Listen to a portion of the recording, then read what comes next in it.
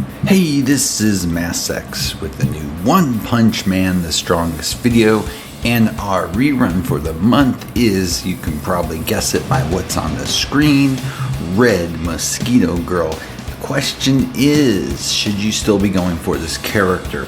Well, to me, okay, I think it's a definitive yes. If you already have her and you've already been working on her, I'd probably skip unless you miss the keepsake, and we'll get to that later.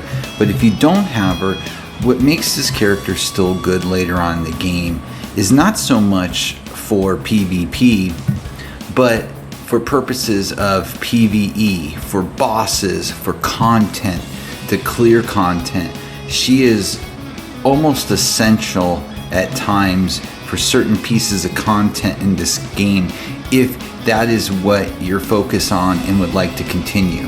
And what really makes her so good, of course, is all of her attacks are solid. Her basic attack attacks a single target with 4 combo strikes for 180% of attack damage, deals bonus damage equal to 60% of attack, and the effect increases by 100% of the original value up to 3 stacks.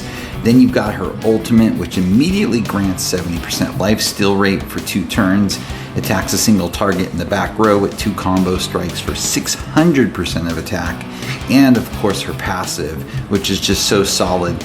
And again, you can't overstate this enough how solid it is.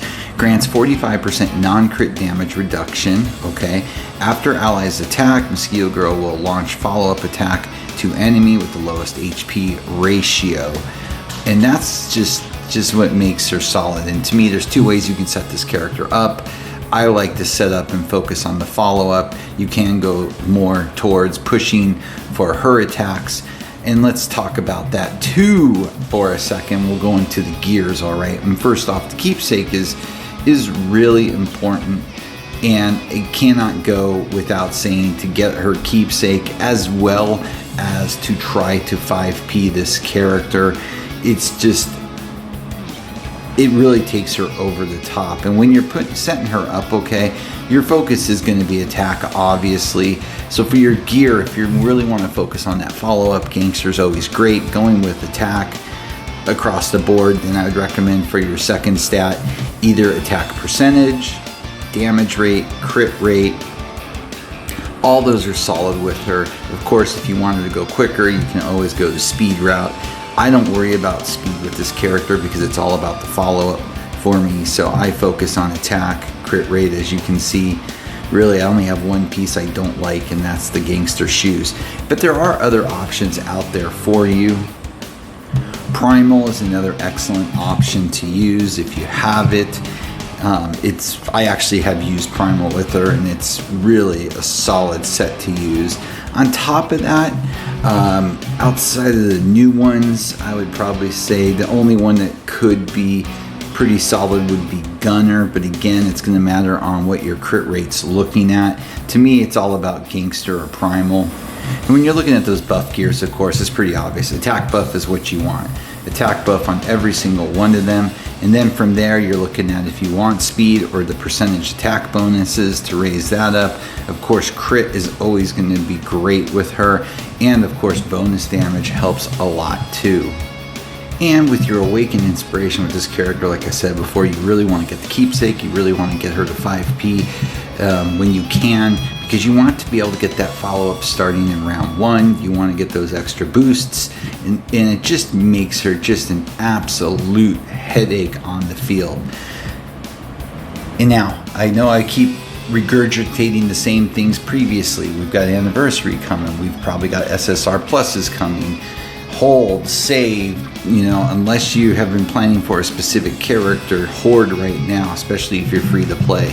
This is one of those characters that I think is special, that, yes, of course, with the change in core, with Bomb, and other things that are come down the line with SSR Pluses, she definitely loses some luster in PvP type settings. So if you're all about arena and all those different types of modes, then maybe you hold off. But if you really want to grind the content and all the different aspects of it you have available to you, and again, if you're playing anything that uses more than one team, you know, so you can't use bomb or other specific cores necessarily against you on every team.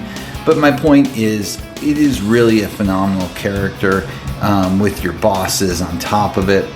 I mean, Club Challenge, Resist Invasion, in Hero X Villain, Live Clash and Dojo Clash, because of the multiple teams in the Live Clash having those extra options to you. And even in the world map, she's just incredibly useful in all that type of content. So in my opinion, this is a character that you do really want to have in your arsenal, even with everything coming down the road. Now, of course, you already have her, then I wouldn't waste tickets. I would keep going through the process of building it up and hold those black tickets. But if you did not get this character the first time around, I do highly recommend it, especially if you can get the keepsake. And then, you know, just grind it out on the side. Don't go resource crazy necessarily, and just keep working on this character to have for your, you know, content exploration as you level up more. So with that, as always, please like and subscribe. It helps a lot. Have a great day.